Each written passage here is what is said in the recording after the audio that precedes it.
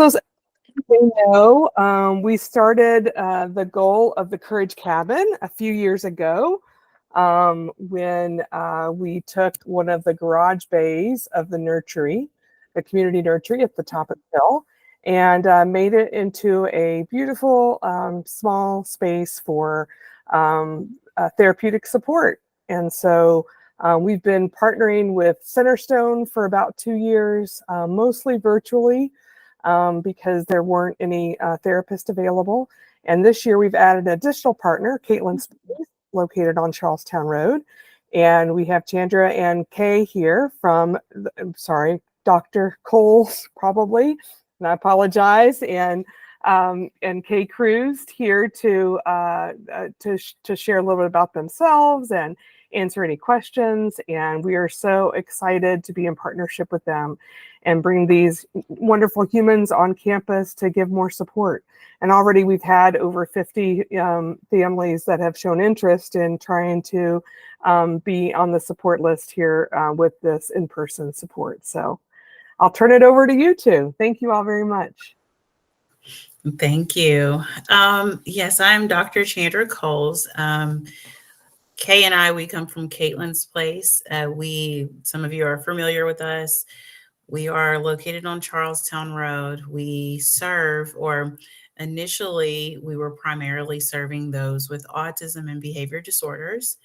As our practice has expanded over the years, quite a bit, so has the population that we've served. So we have various specializations, and our experience is pretty wide range. We have 4 psychologists and, gosh, it's hard to keep count at this point. Several master's level clinicians is what I'll say. So yeah, we also do psychological testing, and we've just really been able to expand and help a wide variety of people. We've kind of been talking about some type of partnership over the years, and we are really excited that it's finally coming together. So we are going to see how this goes for sure, like this first semester up until December. We have gotten so many interests, and that is super, super exciting. Kay and I were looking like, oh my gosh, we could fill an entire week just at Community Montessori. So we're really excited about it. We do see a few clients already that attend, and we will continue that caseload and then add on to what we already have. Just a little bit about my experience and background. I've been working in the mental health arena it'll be 20 years this year. I have worked with several populations, ages. I would say the youngest that I routinely would work with would probably be around age 5 to age 55. So I have a lot of experience over the age ranges. I specialize in developmental and intellectual disabilities. I also specialize in personality disorders and bipolar. And so, yeah, it has been a wide range of mood disorders and diagnosis and treatment. And that's just what I love to do. The overall goal is to make it to where you can be successful in society. So it's not about pointing out a problem or an issue that you have as much as it is being able to recognize and be very in tune with self and be able to navigate the world in a way that is the most accommodating and beneficial to your quality of life. So yeah, I'm really excited to get started. I'll let Kay explain who she is and what she does, because she's awesome. And then we are happy to take any questions from any of you. I'm Kay Castle. So I've been in the mental health field for about 10 years.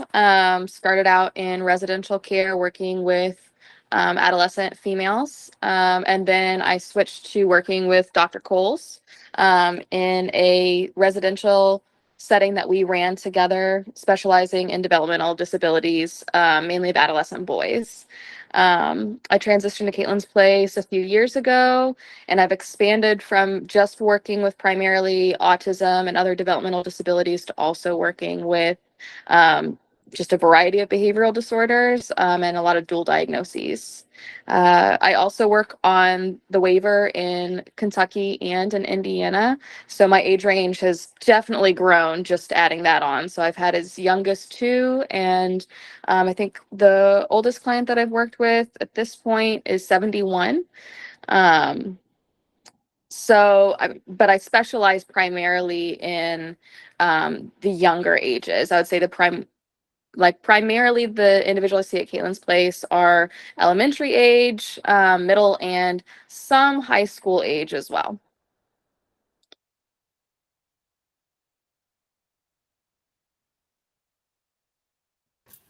Great. Thanks, Kay and Dr. Coles. We appreciate you sharing more about yourself and the types of experiences you've had and the support that you give young people in our community. Thanks for your service. Does anyone have any questions about the way services will happen? I mean, if you filled out the interest form, the next step is that their team there at Katelyn's Place will be looking at age levels and needs and following up about insurance and placement, and if there is placement or waiting list. And so that'll be happening, I would assume, over the next few weeks. Yeah. Yes, our office manager has reached out to quite a few people via phone and left voicemails for people. She hasn't gotten through all of them. If people want to leave email addresses, we can reach out that way too. Sometimes that is easier for her. But yeah, she's already started the process of trying to talk to people and get intakes going.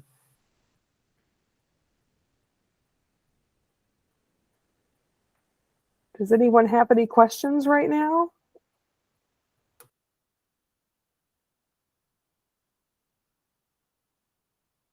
Go ahead, Nicole.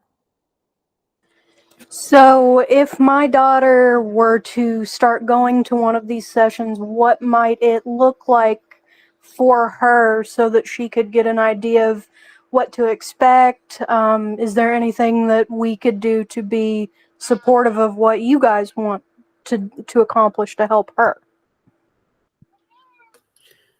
That's a really great question. So the intake process that we will have, we are definitely opening that up to parents as well, if they want to be involved in that, to just try to get a broad range of like, here are our primary areas of concern or things that we want to work on.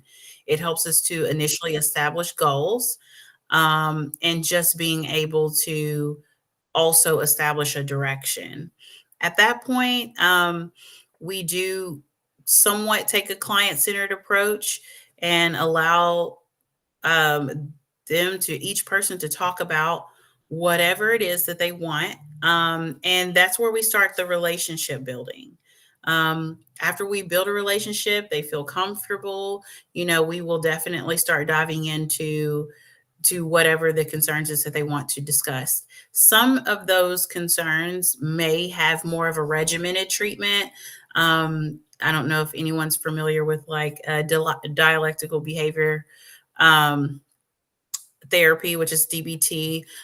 So that's more regimented, and they might have weekly assignments or weekly challenges that they would have to participate in to just kind of help them through like interpersonal skills, emotional regulation, mindfulness, things like that. Other types of therapy might not be that at all. The younger they are, the more that we are focused on therapy through action. So that's going to be more play therapy techniques and things like that. So it really depends on the isolated areas of concern and what approach that we take. And we also do plan on having parent involvement where it's needed. And we are very much going to have a way of communicating with us if the parents wanted to send any type of updates or information that may be valuable. Thanks. I hope that helped. Let us know if you had a follow-up with that. Michelle? I guess I just have a couple basic questions. One, is everything on an individual setting, or do you do like group activities? Like if you have, so many clients that are in the same grade or class or something, do you do things with them together, or is it more of just a one-on-one thing? And then if we I private pay for a therapist too, and I really don't want her to lose that person, but would you be able to collaborate a little bit with that other person? You may even know her as April Starks. Do you do any kind of collaborations or anything like that, or would this just be specific to you?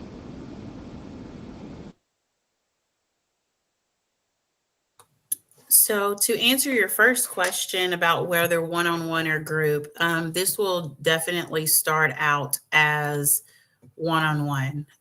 If we do decide to offer groups down the line, we will definitely inform you guys of that. And that would be, on a volunteer basis. And that's a whole nother contract of services and how that works. But we are going to just start out solely doing one-on-one therapy.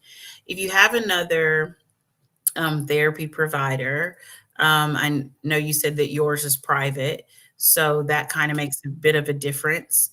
I think that with another private therapist, we would definitely be happy to collaborate.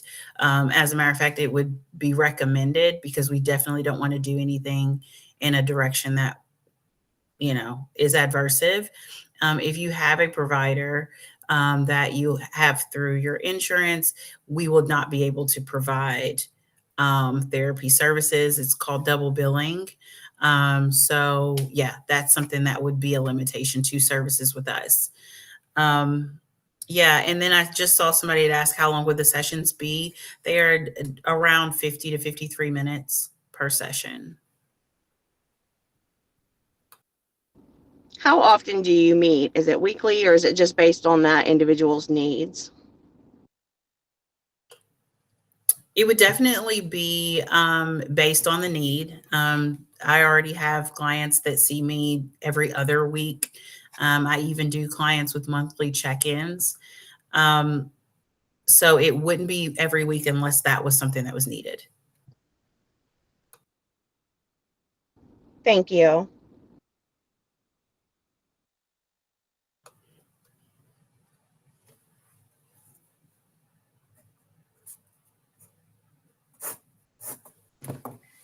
Just to add on to the collaborative conversation, if you do sign a release, the Community Montessori could also collaborate with Katelyn's Place for services and support. So that's also an option. Some of you may know Amy Joy. I don't know, Amy, if you're in a space where you want to turn on your camera or not, who's on the call. She also holds a role that we call our Courage Coordinator. So she will be working with Katelyn's Place as she worked with Centerstone to help coordinate. And, if someone has more questions or they need extra help, so she's kind of can help with some of that coordination part. So, hey, Amy, anything else you want to say right now? Okay. Thanks for being here.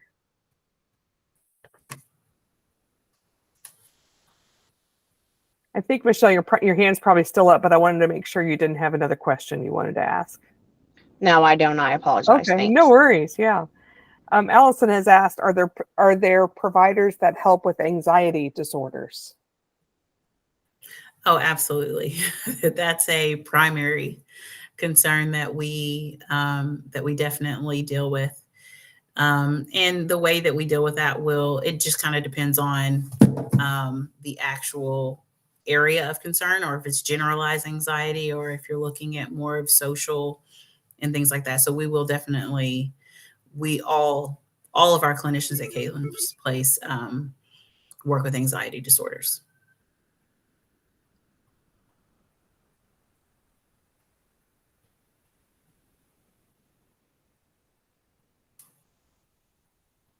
Christy has asked, how is it decided which provider will be assigned to our child, Katelyn's Place or Centerstone? My son absolutely needs one-on-one in person. So Christy, the first part of that is if you fill out the interest form at Katelyn's Place, then they'll follow up with you. There's also an interest form for Centerstone, which is virtual right now. And so if you fill it out for Katelyn's Place, then they'll be the ones that follow up, and I'll let you all answer the next part of that question.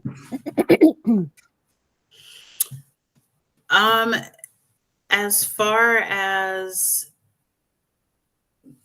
assigning a provider? Yeah, as far as assigning the provider, it really depends on specialization. And like Kay has said, she specializes in younger, more elementary age and middle school age children. And I work with more middle school to high school age. So that, as well as the concern, who would be the better fit for therapist.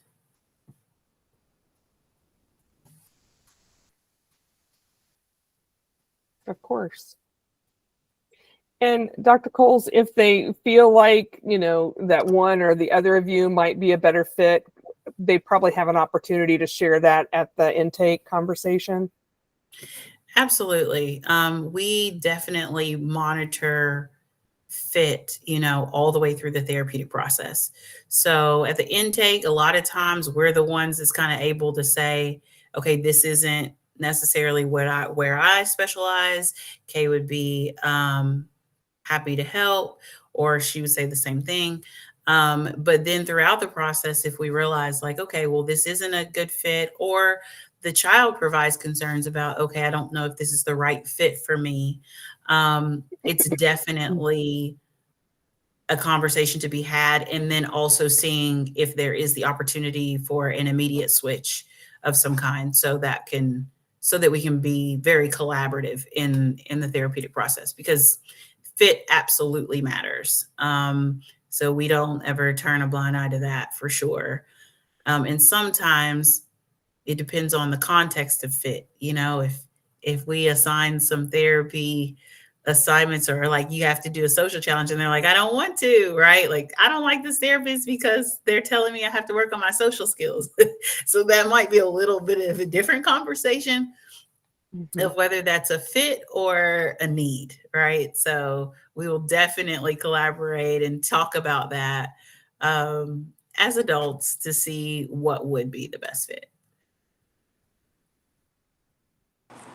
I would just like to add, I know we touched on the release form, but one of the biggest benefits to us being physically in the school is the opportunity to collaborate with the school, which is something that for most of my clients, like even if we have teachers that are willing to collaborate, the opportunity is just not as available when you're not in the school. So I definitely encourage anyone who has their student seeing us that be something that you all do prioritize and sign, and that you guys prioritize your own ability to check in as well, whether that be through email or occasionally setting aside time to meet with us if certain things are coming up.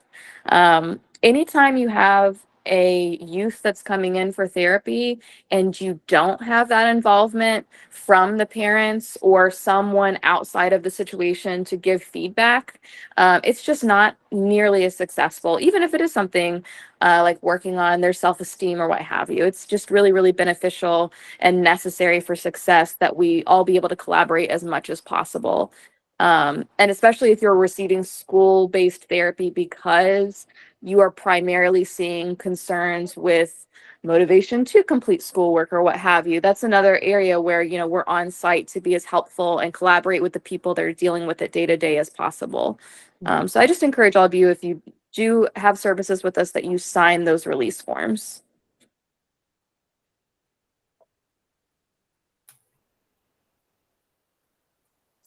And Allison asked about where the services would take place. So I just want to reiterate that the Courage Cabin, although when we first started the process and we had parents that volunteered time and actually built out that beautiful space, it was really set for teens to walk up independently and have services, and then walk back down. And the therapist would coordinate with us if it was a struggle that day, and so we could know and be aware and support that as well. So now we have, the pandemic has increased our awareness of mental health needs, I think, and we have children of all ages right now using therapeutic support at school and on this interest form. And so we're still trying to figure out. We'll probably use the Courage Cabin for most of the services. And if they are not showing that they can independently walk up, or they are a very young child, we will have someone walk up with them and make a plan to make sure that they can get there and down as independent as is appropriate and safely. So if you go up and you know where the community pantry is, and you look at the community nursery, which is the white house that kind of is adjacent to the community pantry, you'll see a garage, and to the left of the garage is the Courage Cabin. Has a door there and a little awning. So. Chrissy said, I just want to say thanks. I think this is an amazing opportunity for our children. I want to thank you all so very much for providing the service. Thank you so much for caring so much for and about our kids. Yeah, I'm very appreciative. Thank you. Yeah, this has been a goal for a long time. So we were glad to find a partner, and are really hopeful that this will be a long-standing relationship for us. Does anybody have anything else? I also see that someone had asked about, would there be a waiting list formed? Yes, absolutely. Our office manager is currently working on that too. So she will be contacting some. She'll put some on the waiting list. She's verifying insurances, and she's kind of rotating around that way. And yes, they would absolutely be put on the wait list. Especially in the beginning, I think that some people will move up the wait list pretty quickly, just because there might be some people who need every other week versus every week. So then that kind of gets more people onto our caseload. So you will very much be contacted as soon as you are up on that wait list.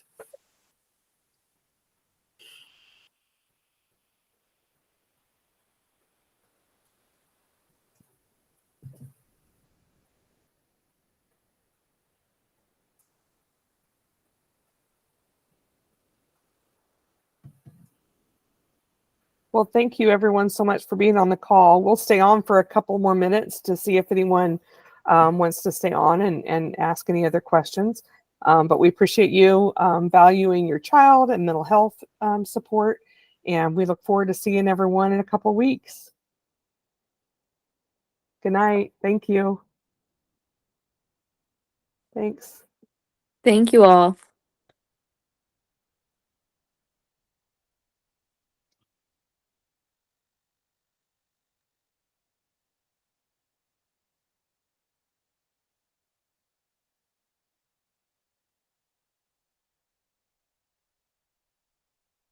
All right.